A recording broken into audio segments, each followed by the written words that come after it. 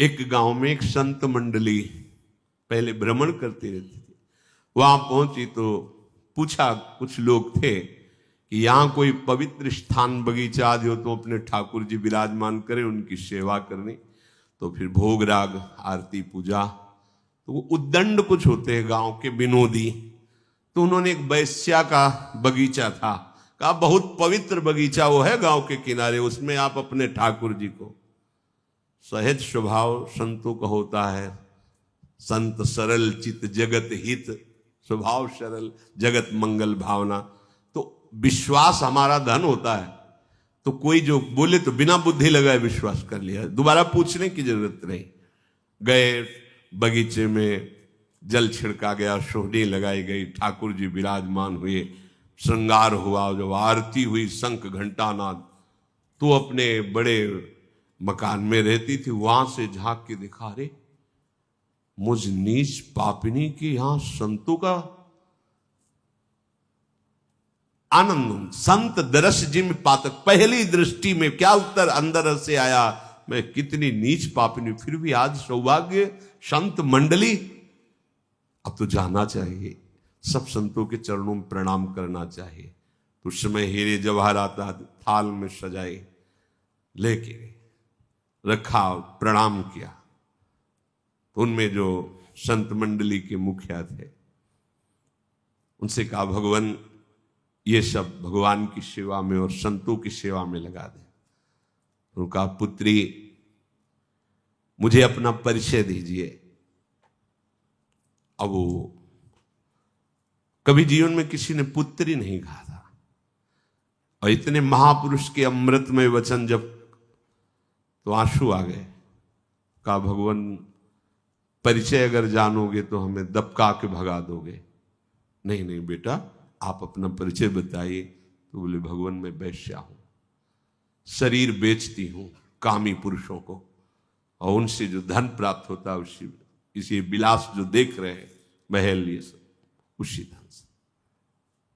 रो पड़ी, क्या भगवान मुझ जैसे नीच का भी कल्याण हो सकता है? कहा, हाँ बेटा, अगर तुम्हारा कल्याण ना होता तो हम लोगों को ठाकुर जी यहां लेके ही नहीं आते। जब द्रवहि दीन दयालु राग हो तो साधु संगति पाए। जिसका अंतिम जन्म होता है कि अब संसार चक्र में नहीं आना, उसे साधु समागम प्राप्त हो जाता है। तुम भगवान फिर इसका भंडारा करो। बोले नहीं, प्रयोग तो हम नहीं कर सकते, क्योंकि अपवित्र चेष्टा के द्वारा कमाए हुए धन से यदि उसका प्रयोग किया जाए तो अपवित्र बुद्धि हो जाती है। हां, उपाय तुम्हें हम बताए देते हैं। तुम अपने समस्त आभूषण रत्नों को बेचकर एक सुंदर मुकुट तैयार कराओ और ठाकुर जी माथे पर मुकुट धारण करवाओ, तुम्हारे सारे पाप नष्ट हो जाएंगे। अब आज से तुम वैश्यावृत्ति का त्याग करो। अब लो नशानी, अब ना नशे। आज से मैं आपके सामने, आप संतों के सामने शपथ खाती हूं, कभी ऐसे आचरण नहीं करूंगी। बोल, बस तुम अपने आभूषण और धन को बेचकर एक सुंदर हीरो से जटित एक मुकुट तैयार करो। वहां ठाकुर रंगनाथ जी का विशाल मंदिर था। अपने हाथ से तुम्हें प्रभु स्वीकार कर लेंगे, हम प्रार्थना करेंगे, प्रभु स्वीकार करेंगे। बड़ा उत्साह उसके जीवन में कि मुझ नीच आचरण करने वाली को आज ऐसा सौभाग्य मिलेगा।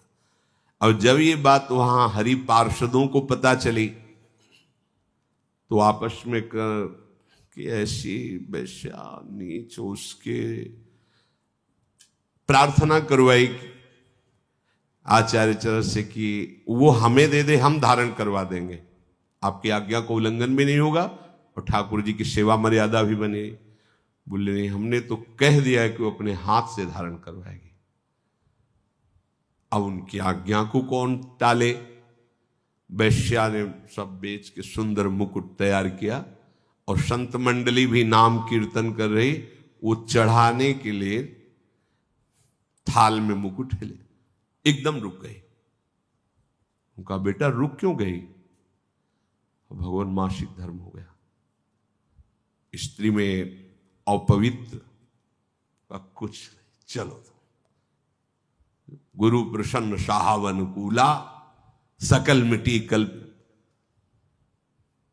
सब पार्षदों ने कहा भगवान अब तो बिल्कुल अमर्यादित चेष्टा है, वैश्या वो भी अपवित्र, मासिक धर्म। तो उनका ठाकुर जी अगर मुकुट ऐसे करते ही सर झुका दे तो मान लेना है ठाकुर जी की इच्छा, अगर ना झुकाए तो मेरा अपराध। जे ही कदम आगे बढ़ाया तो ठाकुर जी ने सर झुका दिया। और इतने करुणा वरुण वाले हमारे प्रभु हैं, तो हमको डरना भी नहीं। जो हमसे गलती अब तक हुई है चिंता मत करो,